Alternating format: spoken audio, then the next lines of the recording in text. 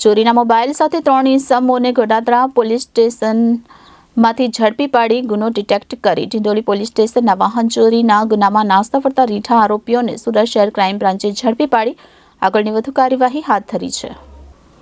Police commissioner તથા અધિક police commissioner crime તથા નાયબ પોલીસ કમિશનર ક્રાઇમના માર્ગદર્શન હેઠળ પોલીસ ઇન્સ્પેક્ટર ક્રાઇમ બ્રાન્ચની સૂચના અન્વયે પોલીસ સબ ઇન્સ્પેક્ટર ક્રાઇમ બ્રાન્ચની અલગ અલગ ટીમ બનાવી સુરત શહેરમાં બનેલ વાહન ચોરીના વણશોધાયેલા ગુના શોધી કાઢવા માટે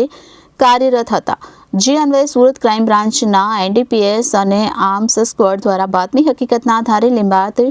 શિવાજીનગર ચંદા ડેરી પાસેથી આમિર અને શાહિદ આફ્રિદી તથા કાર્તિક ઉર્ફે કાલુને ઝડપી પાડી તેમની પાસેથી એક વગર નંબરની હોન્ડા શાઇન મોટરસાઇકલ જેનો સાચું રજિસ્ટ્રેશન નંબર GJ05KY9699 જેની કિંમત ₹60,000ની મત્તા કબજે કરી ગોડાદરા પોલીસ સ્ટેશનમાં ગુનો રજીસ્ટર કર્યો હતો અને આ ગુનો ડિટેક્ટ કર્યો હતો. તો આ ઇસમોની પૂછપરછ કરતા ઓગસ્ટ 2023માં ત્રણેય સાથે મળી ડિંડોલી ખરવાસા રોડ રાજમહેલ મોલ પાસેથી લાલ કલરની એક્સેસ મોપેડ નંબર GJ05FU4771ની ડુપ્લિકેટ ચાવી વડે ચોરી કરી હોવાની કબૂલાત કરી હતી. જે અંગે ડિંડોલી પોલીસ સ્ટેશનમાં ગુનામાં વોન્ટેડ હોય જે બાબતે કાયદેસરની કાર્યવાહી હાથ ધરવામાં આવી છે.